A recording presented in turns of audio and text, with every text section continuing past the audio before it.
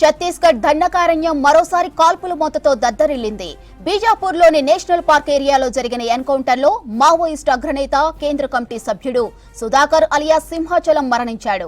Combing కోసం వెళ్లిన భద్రతా దళాలకు మావోయిస్టులు ఎదురుపట్టడంతో ఎన్కౌంటర్ జరిగిందన్నారు పోలీసులు.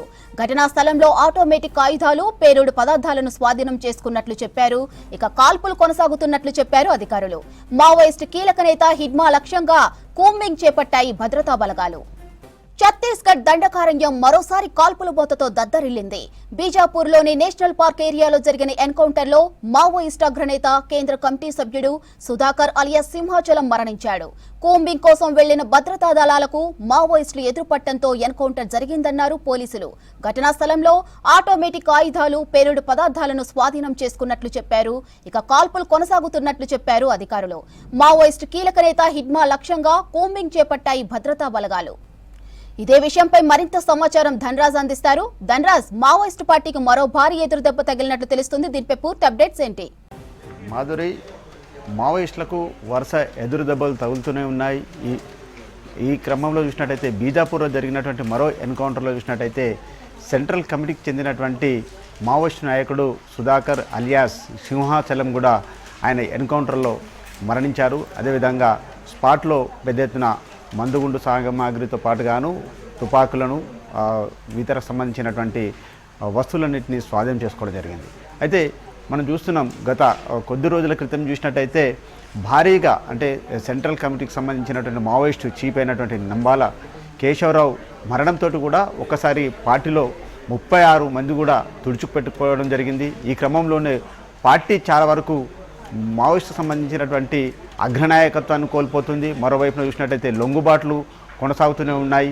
ఈ క్రమంలో చూసినట్టయితే ఛత్తీస్గఢ్కి సంబంధించినటువంటి ప్రధానంగా అబూజ్మాడ్ కేంద్రంగా ఉన్నటువంటి ఓవైపు నేషనల్ పార్క్ ఉంది, మరోవైపున చూసినట్టయితే ఇంద్రావతికి సంబంధించినటువంటి దట్టమైనటువంటి అటవీ ప్రాంతంలోనే మావోయిస్టులు ఇది వారికి కంచుకోటగా ఉన్నటువంటి ఈ ప్రాంతం పైననే ప్రధానంగా ఆపరేషన్ కగార్ తోటి కూడా వరుసగా ఎన్కౌంటర్లు జరుగుతూ ఉన్నాయి. ఈ క్రమంలో మనం మొత్తం మీద చూసినట్టయితే చాలా వరకు ఒక ఏడాదిన్నర కాలంలోనే 530 మందికి పైగా కూడా మావోయిస్టులు వాళ్ళ మరణాలు జరిగాయి. అయితే పార్టీకి సంబంధించినటువంటి క్యాడర్ అంతా ఓవైపు కోల్పోతుంది. వరుసగా కూడా కొన్ని జిల్లాల్లో చూసినట్టయితే లొంగుబాటు చర్యలు, అదేవిధంగా సరెండర్ పాలసీలతోటి కూడా చాలామంది కూడా లొంగుబాట్లు జరుగుతున్నాయి.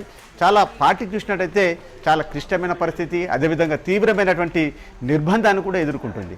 ఇప్పుడు సుధాకర్ చూసినట్టయితే ఈ సెంట్రల్ కమిటీకి సంబంధించినటువంటి పార్టీ అగ్రనాయకుడు కూడా గతంలో మావోయిస్టులకు సంబంధించినటువంటి అంటే ఏదైతే చర్చలకు సంబంధించినటువంటి కమిటీలో కూడా ఈయన ప్రధానంగా కూడా ఆయన చర్చలకు కమిటీలో భాగంగా కూడా ఆయన పాల్గొన్నారు.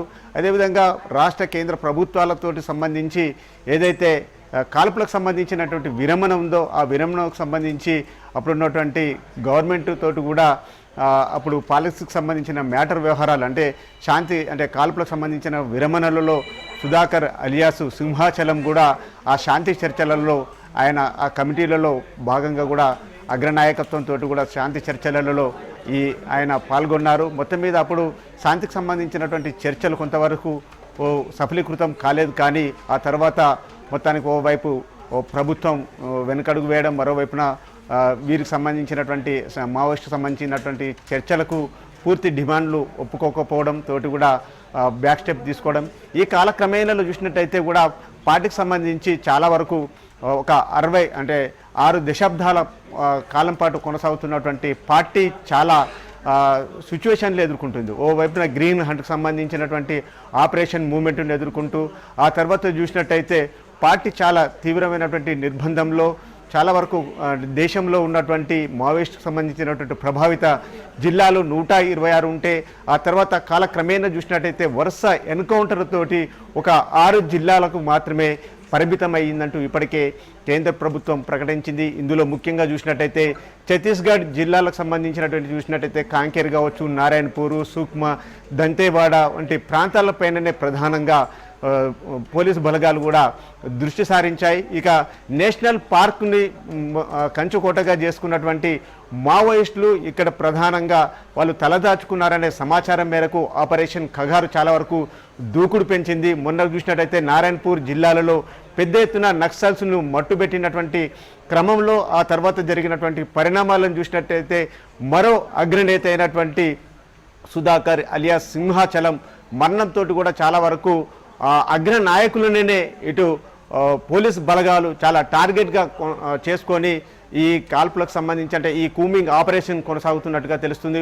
ఓవైపున మావోయిస్టుల తరపున కూడా ఇటు మానవ హక్కుల సంఘాలు కావచ్చు, అదేవిధంగా శాంతికి సంబంధించినటువంటి చర్చలు కొనసాగాలంటూ కూడా ఓవైపు కాల్పుల విరమణ చేయాలంటూ కూడా ఇటు పౌర హక్కు సంఘాలు కూడా ఇటు కేంద్ర రాష్ట్ర ప్రభుత్వాలకు వినతులు సమర్పిస్తున్నప్పటికీ కూడా వాళ్ళు ఈ విషయాన్ని కూడా ఎక్కడ కూడా కేంద్ర రాష్ట్ర ప్రభుత్వాలు మాత్రం ఖాతరు చేయట్లేదు. ఓవైపున ఆపరేషన్ ఖగార్ మాత్రం దూకుడు పెంచుతూనే ఉంది. వచ్చే ఏడాది మార్చి 31లోగా దేశంలో ఉన్నటువంటి నక్సల్స్ను అంటే నక్సల్స్ ముక్త్ భారత్గా మార్చేందుకు గాను కేంద్ర రాష్ట్ర ప్రభుత్వాలు ఇప్పటికే ఆ దిశగా చర్యలు పెంచాయి. ఈ క్రమంలోనే పార్టీలు అంటే మావోయిస్ట్ సంబంధించినటువంటి అగ్ర నేతల్ని టార్గెట్ చేసుకుంటూ పెద్ద ఎత్తున ఛత్తీస్గఢ్లో దండకారణ్యంలో ఉన్నటువంటి పార్టీలో ఉన్నటువంటి నాయకత్వాన్ని అంతా కూడా తుడుచుకు పెట్టుకునే పోయే దిశగా కూడా ఇటు ఆపరేషన్ కొనసాగుతూనే ఉంది. ఈ క్రమంలోనే ఇక మావోయిస్టులకు వరుస ఎదురు దెబ్బలు తగులుతూనే ఉన్నాయి.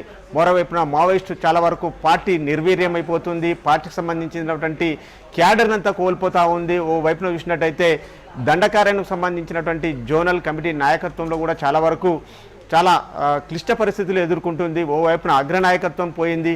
ఇలాంటి సిచ్యువేషన్ సమయంలో చూసినట్టయితే శాంతి చర్చలు సంబంధించినటువంటి విషయాలు కూడా సఫలీకృతం అవుతలేవు. ఓవైపున కేంద్రం మాత్రము ప్రభుత్వం చాలా దూకుడు పెంచుతూ కేంద్ర బలగాలకు మాత్రం చాలా అత్యాధునికమైనటువంటి టెక్నాలజీకి సంబంధించినటువంటి ఆయుధాలను ఇస్తుంది. అదేవిధంగా వారికి హెలికాప్టర్లు అందజేయడము, మరోవైపున డిస్ట్రిక్ట్ రిజర్వ్ గార్డ్ సంబంధించినటువంటి బృందాలతోనూ అదేవిధంగా రాష్ట్ర బృందాలతో పాటు కేంద్ర పారామిలిటరీ బలగాలు, కోబ్రా బలగాలతో పాటు సిఆర్పిఎఫ్ బలగాలంతా కూడా ఈ నేషనల్ పార్కును అదేవిధంగా ఇంద్రావతికి సంబంధించినటువంటి రిజర్వ్ ఫారెస్ట్ను అంతా కూడా ఇప్పటికే పోలీస్ బలగాలంతా కూడా చుట్టుముట్టడం జరిగింది. ఇక ఆపరేషన్ ఖగార్ సంబంధించినటువంటి దూకుడు పెంచుతున్నటువంటి క్రమంలోనే ఇటు నక్సల్స్కు అదేవిధంగా పోలీసులకు మధ్య జరుగుతున్నటువంటి ఈ భీకర కాల్పులలో చూసినట్టయితే మావోయిస్టు కేంద్ర కమిటీ అగ్రనాయకుడైనటువంటి సుధాకర్ అలియాసు సింహాచలం మరణించడం పార్టీకి తీరని లోటు అని తెలుస్తుంది. మాధురి.